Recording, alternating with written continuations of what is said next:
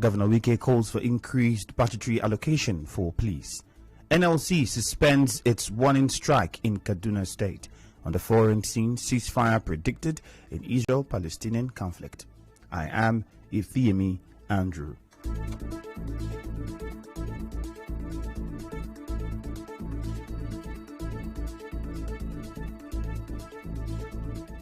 The Acting Inspector General of Police, Usman Alkali Baba, has directed policemen and officers in the South-South region to take the war to the hideouts of the criminals disturbing the region. The acting IGP gave the directive during the official flag-off of the Special Police Unit, Operation Restore Peace, at Shark Sports Stadium in Port Harcourt on Wednesday. In furtherance to the goals of this special operation, I charge you to henceforth defend yourselves courageously against any armed group that attempt to attack you or attack any police asset and any criminal or any national infrastructure. Don't sit down and even defend your formations, your places of work. Go out and look for them like they are looking for you and deal with them ruthlessly. They are also not spirits. They have a place to gather, they have a place to sleep, they have a place to meet. Trace those places and go and meet them there and deal with them. Don't wait for them in the police station. Don't wait for them in the police stations and your formation so that they will just come and throw petrol bomb for you at a distance. He also advised those deployed to serve in the Special Police Unit to be professional in their conduct.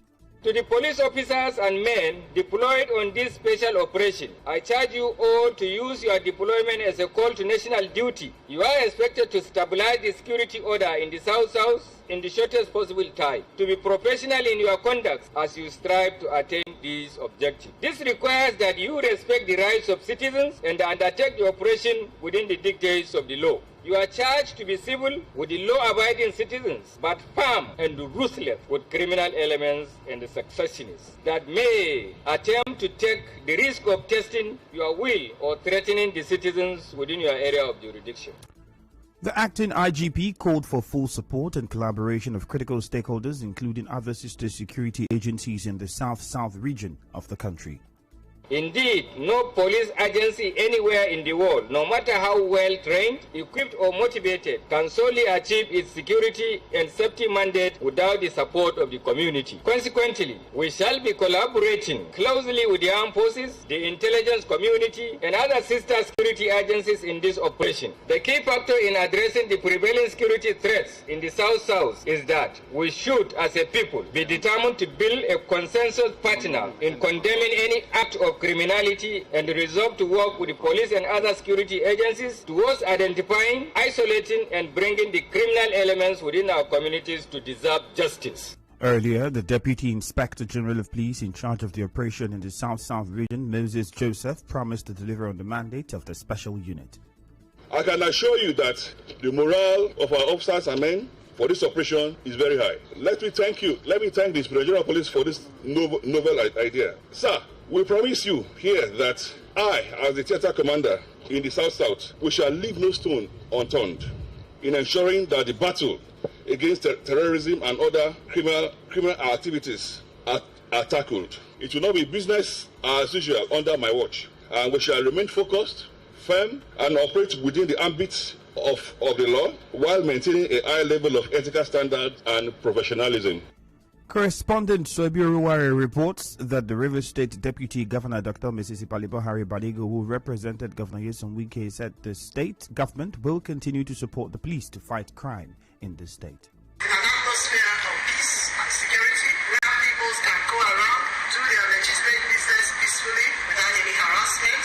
And so we, as a government and as a people, we continue to believe in the sovereignty of our great nation, Nigeria. And we will continue to support the Nigeria Police Force in Rivers State to enable them achieve all their goals, mission, for the protection of all the peoples living and doing business legitimately in Rivers State. And we will continue to support. So His Excellency has sent his goodwill message to the The event was attended by government officials from the South-South, senior police officers, traditional rulers and religious leaders, among other dignitaries.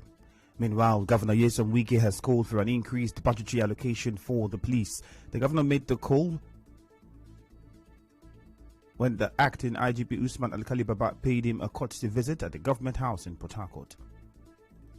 If we don't support our security men, we cannot perform. Without security, no governance. When I see the way police is not well equipped, when I see the budget sometimes, I say, are we really serious as a country?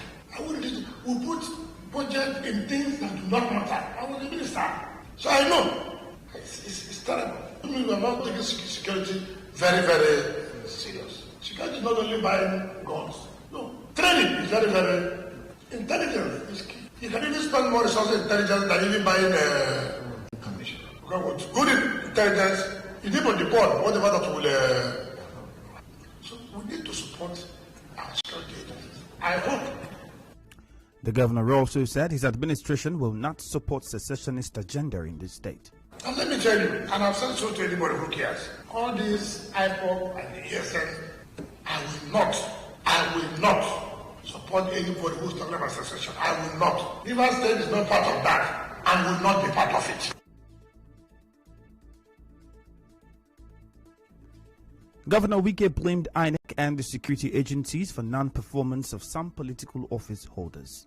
For me, it is my report card that has to sell me to my people.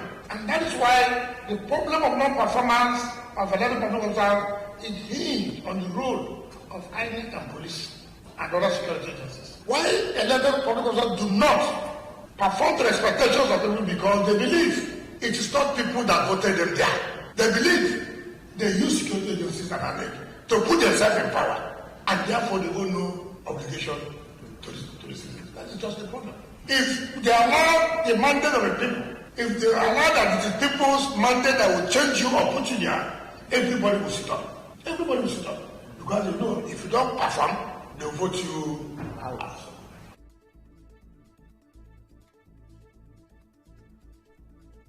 The wife of the only surviving policeman in the Elingo police station attack, Ngozi Onuchukwu, says the family needs urgent help to pay for her husband's surgery. Mrs. Onuchukwu is disappointed at the Rivers State Police Command for not taking care of their officer who was wounded on duty. Things stay hard without my husband. No, I'm not sure because I be everything. Nana, I know say when your husband no there around, you will not say something don't really happen to you. Most part say even the present DPO and the past one, no one don't even show concern to come okay. Might check the body. Might ask this man day to even to assist. Nobody. They say that they will take him to theater to go and remove the bullet. So his money is the problem. We need help at least to support my husband so that he will get himself back. Also, brother to the policeman, Agbando Onuchukwu, is appealing to the River State government to take over the treatment of his brother. You understand? If you call me this night again, I'll go back there and I'll spend. So I'm not going to give a figure now, of which I don't know how much way they listen. I never talk about the subject. I don't know how much way they will talk for the subject. I'm spending daily for the dressing 1,000 because I will pay 500 for the dressing. I will pay 500 for the instrument for the dressing. All this cotton wood, gauze, and the spirit. The River State Police Command has said it is aware but did not give further details. A 23-year-old apprentice, Glory Adani, has died after she was assaulted by her boyfriend, Dixon Edet, during an argument on Tuesday evening. Our correspondent who visited the plaza where the boyfriend works as a barber close to a place known as Calabar Quarters on Igwechi Road reports that the body of the young woman was deposited at the barber's shop after she was confirmed dead, until relatives removed it yesterday morning to the mortuary. That guy beat that girl, and the guy now come run, try to escape, come up for his hand, run to the compound, just fall, and cannot be able to get up again. So they now come rush him to hospital, take him to about 2 hospitals. So the doctor now confirmed that he's dead. They say the guy has continued to beat this girl always, even the but where the guy stay, they confirm it. They even confirm say even in the road, in the beat her too. And the guy one time we don't beat her to Air Force for Element Junction for the market. They don't come arrest this guy too. Take him to there, punish him, say make him know they near that girl again. But the guy still insists until he don't kill him, the guy don't die. Also, Sonny Odamni, brother to the late Glory, said no one told him that his sister was continuously assaulted by her boyfriend. I discovered that she used something to hit her head, so she got internal bleeding. So they rushed her around 9 o'clock yesterday on the 18th of May to Abatu Hospital. So when they get there, the doctors tried to revive her. There was no way. Nobody told me that these things were ongoing. It was the first time I came to hear about what was happening. And my sister did not complain to me that, look, this is what is happening. I need justice. That's why on my own, I say I will not take the law into my hand because I will not go for jungle justice. Our correspondent reports that the late Glory's boyfriend, Dixon Edet, was handed over to policemen from Ilingbu Police Station yesterday. Still ahead, Senate suspends plenary for Constitution review. Stay tuned.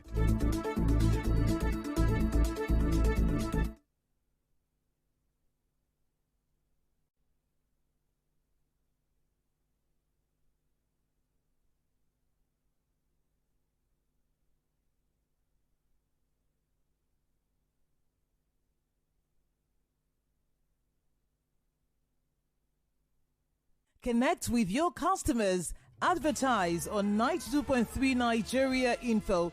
Visit our downtown office at Shop 9, Mediatrix of All Gracies Plaza, opposite FIRS, Stadium Road, Port Harcourt, and book your commercials. Call 0817 001 8162. That is 0817 001 8162. And let us connect you to your customers. Connect with your customers. Advertise on 92.3 Nigeria Info. Visit our downtown office at Shop 9, Mediatrix of All Gracies Plaza, opposite FIRS, Stadium Road, Port Harcourt, and book your commercials. Call 0817 001 8162. That is 0817 001 8162, and let us connect you to your customers. Connect with your customers. Advertise on 92.3 Nigeria Info. Visit our downtown office at Shop 9, Mediatrix of All Gracies Plaza, opposite FIRS, Stadium Road, Port Harcourt, and book your commercials.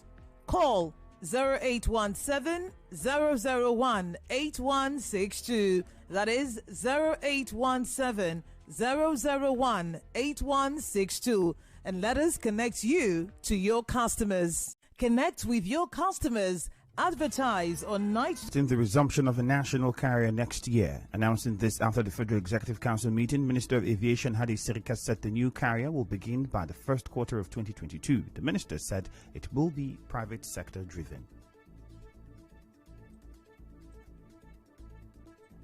We're coming back to council, hopefully within the next 2 weeks, to present the memo on the national carrier. We went to council to approve the outline business case for the carrier. Then the council raised some questions and asked us to go and fair the memo again and bring it back. So once it comes back and the outline business case is approved by council, then of course we will now go to the full business case, which is now going to the market and then, establishing the national carrier.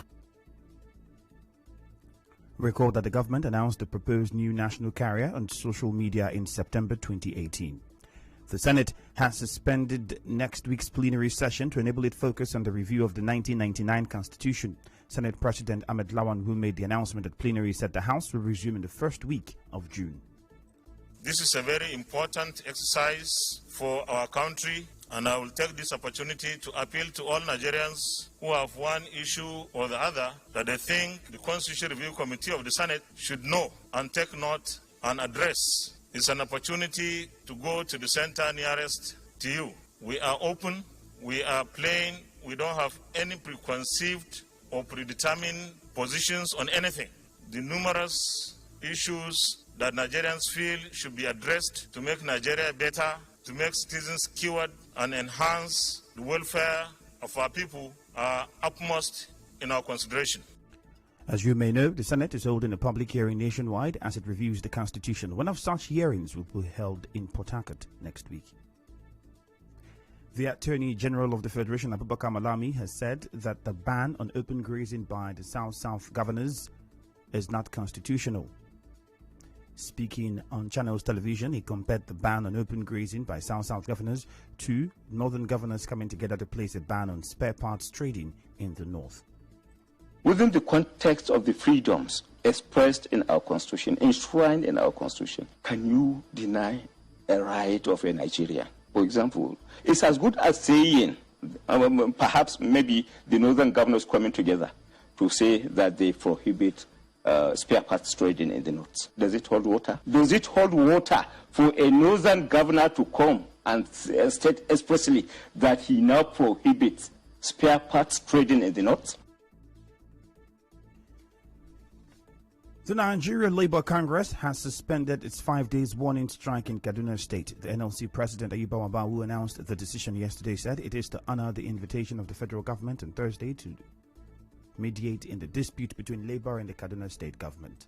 This afternoon, an official letter was actually communicated to the NLC National Headquarters, signed by the Minister of Labour. And having received this letter officially, NAC and Central Working Committee just concluded its meeting. We also decided that the action will be suspended, and the suspension will take effect tonight. Yesterday, the workers gathered for a third day of protest, which saw them attacked by armed thugs, leaving many injured. The protest started on Monday following the disengagement of over 7,000 civil servants at the state and local governments by the Kaduna State government. The newly inaugurated 16th Governing Council of the University of Port Harcourt says the council will give the university the needed direction in the interest of the institution. Pro-Chancellor of the University, Senator Andrew Uchendu, at a press briefing after a facility tour of the university campuses, said the university will continue to carry out its corporate social responsibilities and achieve its goal with the support of all stakeholders.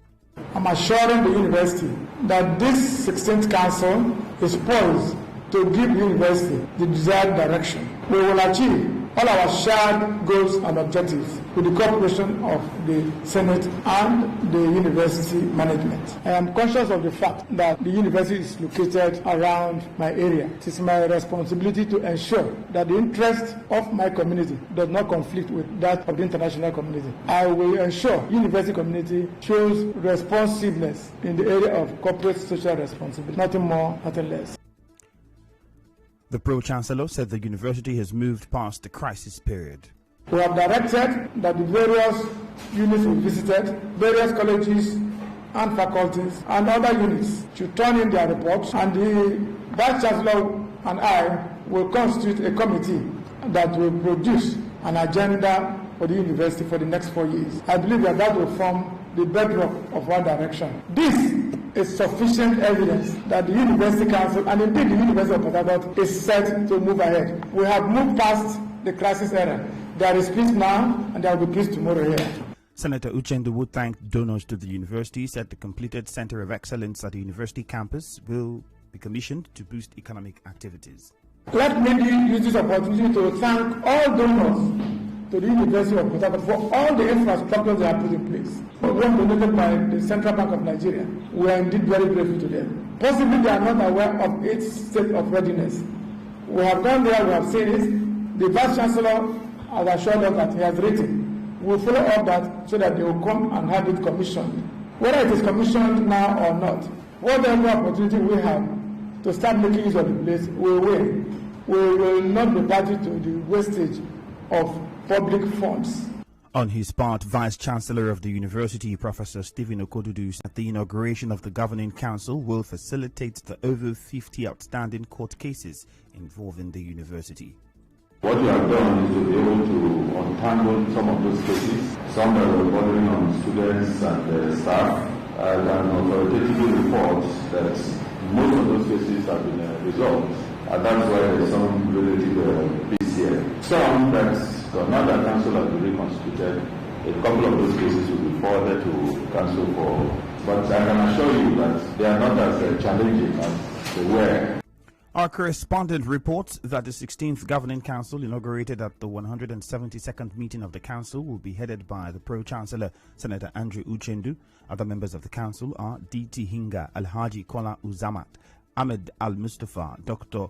Ufwebuna Ogochukwu, Professors Clifford Ofrum, Ngozi Iheanacho, Nnenna Frank Peterside, Nathaniel Abraham, and Mrs. Flora Iyagba. The National Examinations Council, NECO, has rescheduled the National Common Entrance Examination into Federal Unity Colleges to June 5. A statement by NECO spokesperson Aziz Sani said the registration of candidates will continue to the exam date. He said the exams initially scheduled for May 29 was shifted to June 5 to allow more candidates to register for the examination. His Royal Highness Eze Bekweleweli Atam JP, the paramount ruler in Yeli, Rumaholu community, is calling on the public to note that Rumaholu community did not authorize anyone to harass members of Elikbokodu community in Rukboku town over any land dispute between both communities. In a statement, Eze Bekweleweli said the community and Council of Chiefs are not aware and did not approve any act of self-help by one Samuel Kikanwo Nyegwa against the people of Rukboku or any other community to enforce court judgments over land belonging to the community, as all land disputes connecting Rukboku or Elikbokodu have been decided in the court in favor of Rumaholu community. The statement also alleged that Samuel Kikanwo Nyegwa and his one Mrs. Queen perpetrated the latest attack on Elikbokodu people and not Rumaholu community. The paramount ruler and Rumaholu council elders said their unlawful action is for their own personal interest and not the interest of the community. His Royal Highness Eze Bekweleweli Atam JP is therefore calling on state government to intervene and call Samuel Kikanwo Nyegwa to order to avoid communal crisis. When contacted, the family of Samuel Kikanwo Nyegwa denied the allegation. And now, we'll bring you news from around the world. A senior Hamas official has said that he expects Israel and Gaza militants to reach a ceasefire within a day or two as cross-border attacks continue. But Israeli Prime Minister Benjamin Netanyahu said on Wednesday that he was determined to carry on until calm and security is restored to Israeli citizens. There were more than 100 Israeli airstrikes on Hamas infrastructure in the north of Gaza earlier on Thursday. On the news this morning, you heard that the acting Inspector General of Police Usman Alkali Baba has told the police in the South to take the fight to the gunmen. Governor Nyesom Wike has called for increased budgetary allocation for the police. The Nigeria Labour Congress has suspended its 5 days warning strike in Kaduna State. The Senate has suspended plenary to prepare for constitution review. On the foreign scene, we told you that Hamas officials predicted ceasefire within a day or two, but Israeli Prime Minister Benjamin Netanyahu has said he's determined to carry on until calm and security is restored to Israeli citizens. The news was edited by Enoho Ogbevere. Contact our newsroom in 0818-900-0017. Cloudy weather expected in Port Harcourt this morning. My name is Ifiemi Andrew. Thank you for listening.